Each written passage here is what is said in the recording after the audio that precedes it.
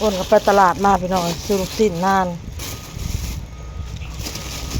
ซื้อลูกชิ้นมาเพราะมีออเดอร์เด้อพี่น้องเด้อมื้อนี้เด้อมีออเดอร์เขาซื้อหัวใจมาหัวใจซื้อมาเมียนอันนั้นเอาไว้เห็ดตอนเฮาปิดห้านพี่น้องเอ้ยเพราะว่าอ้นก็สิเตรียมเครื่องเตรียมของออกไปขายแล้วสิเห็ดจามลูกชิ้นจามฮอทดอกมีออเดอร์เขาพี่น้องก็มีน้ำจิ้มแน่อ้นซื้อแล้วก็ฮอทดอกกระเทียมพี่น้องเอ้ยนี่ซื้อมาไว้มักไม่เอือกไว้เห็ดจอกเห็ดแจวลืมอย่างหนึ่งลืมซื้อเพี้ยมาพี่น้องอ้นก็ได้สบายดีพี่น้องมันจะพูดทุกคนทุกไว้ลูกไว้ทุกไว้ทุกเห็นนะทุกค่ะทุกอันนี้เย็นน้ำมาให้น้องเอาไว้ทุกเห็นนะทุกค่ะทุกบีบมาให้แม่แน่น้ำนะทุกเอามาลูกกินข้าว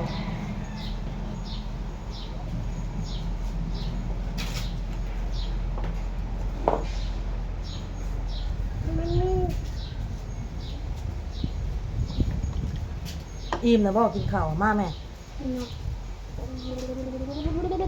อย่าเฮ็ดเล่นโน่ปล่อยน้ำออกในตู้ซักผ้านะบอลบอลบริเป้าเฮียนมึงนี่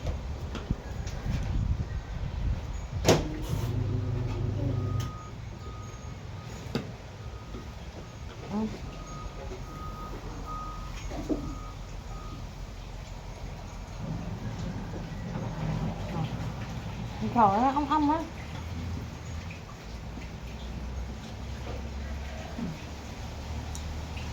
ไปอ่ะเบอร์ยี่สิบสั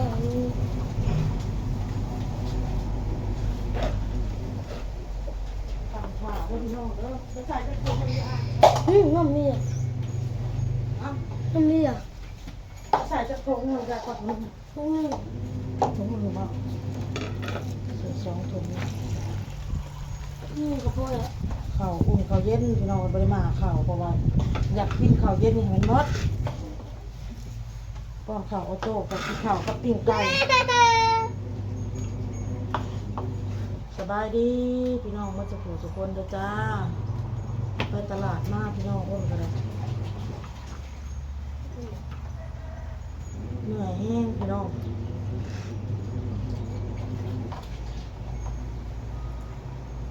เมื่อยกายนี่ก็ทนไหวอยู่พี่น้องเลยเมื่อยกายก็ทนได้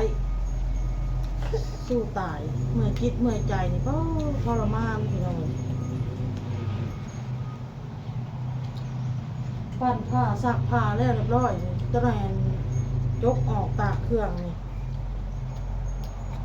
มันนี่น้องบอลนั่นอ้นบอลหายไปโรงเรียนพี่น้องเลยขาดโรงเรียนมันนี่น้องบอลน่ะถาไปตะแรงเอาตะแรงไปเพราะว่ามีอันFC เพิ่นอุดหนุนให้ไปแจกลูกชิ้นกับฮอทดอกเนาะพี่น้องเนาะแจกลูกชิ้นกับฮอทดอกหมู่ในห้องเพิ่นน่ะมี32คน32คนกับบวกเป็น64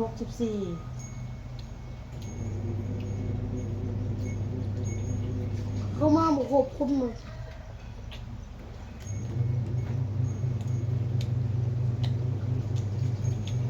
มาบุกบกับยายให้ผู้อื่นอีกยายมันกบมาแหละยายมันฮอดเอาเพื่อกินแต่ซีนนะเอา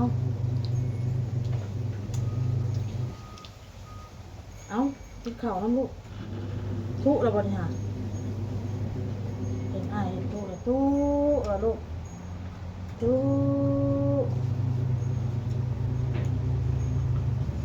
เมื่อคืนนี่ก็เลิกเติบพี่น้องเผื่อแล้วเผื่องั้นก็พอดี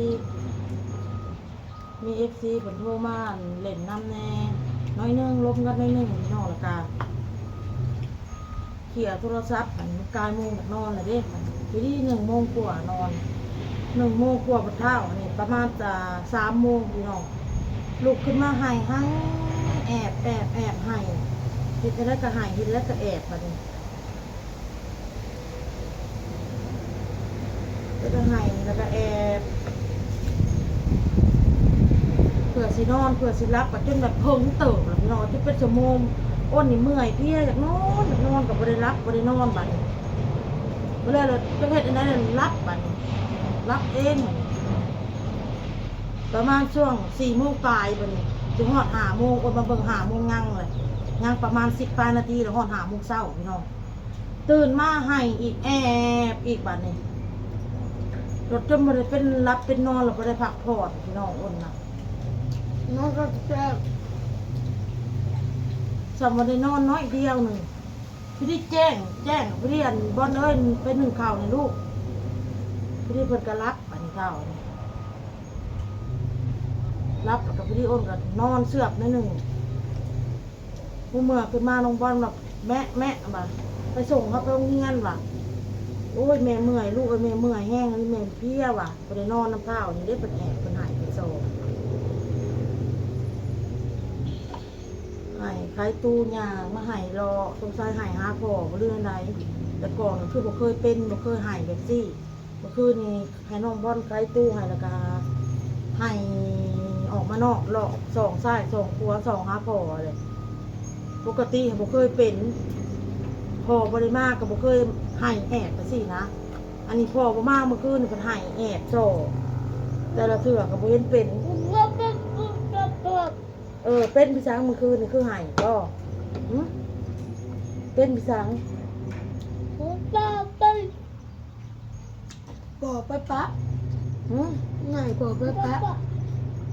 ไปปะบอก พ่อไปปะ พันบอกไปปะ คิดว่าพ่อมาบ่เรื่องใดแล้วพ่อนอนนำแล้วบ่เห็นพ่อบ่เรื่องใดหายคืน น้องมันก็แบบนั้นมีพัน เลยน้องบอลขาดเงียนหายไปเรียกซอยแม่พี่น้องเลยซอยก็ได้บอกพี่น้องเลยบางทีอ้นก็เลือใจอ้นก็หายหายเลือใจแต่มันหลายสิ่งหลายอย่างลูกกับ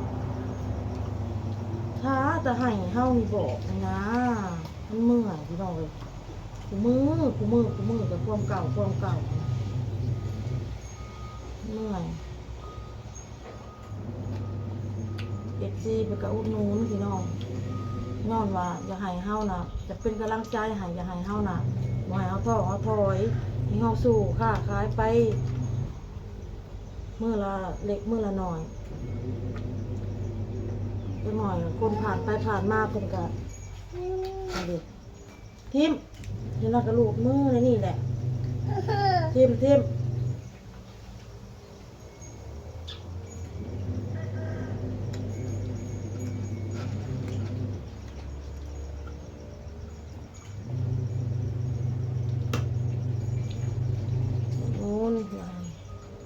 อย่างนี้กำลังใจค้าขายตัวหนาตัวนายไปผัดลูกค้าหูจักร้ายคนผ่านไปผ่านมาหูจักร้ายแล้วมีคนซื้อร้าย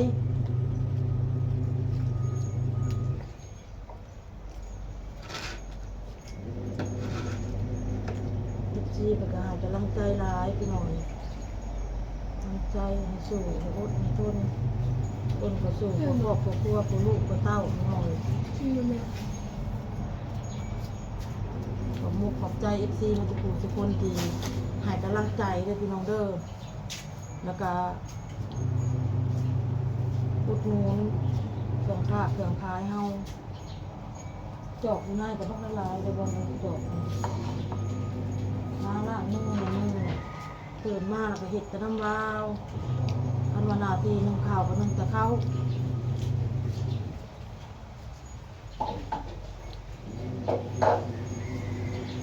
เห็ดยัง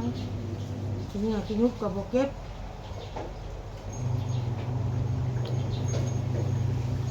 อาจจะเข้าบอกยังกันถ้าจะให้เจ้าไส้นะว่าสักคอยไส้เจ้าคอยไส้เลยคอยจึงเห็ดเจ้าบ่ไส้คอยกับโบเห็ด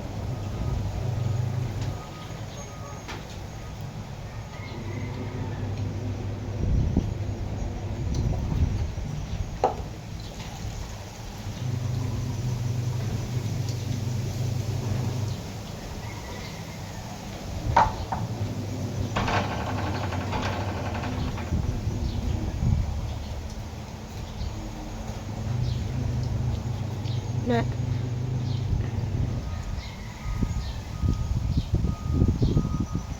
ว่าเราพี่น้องเอาคลิปนี้พ่อคลิปหนาเด้อขอบคุณกำลังใจทุกคนคอมเมนต์มา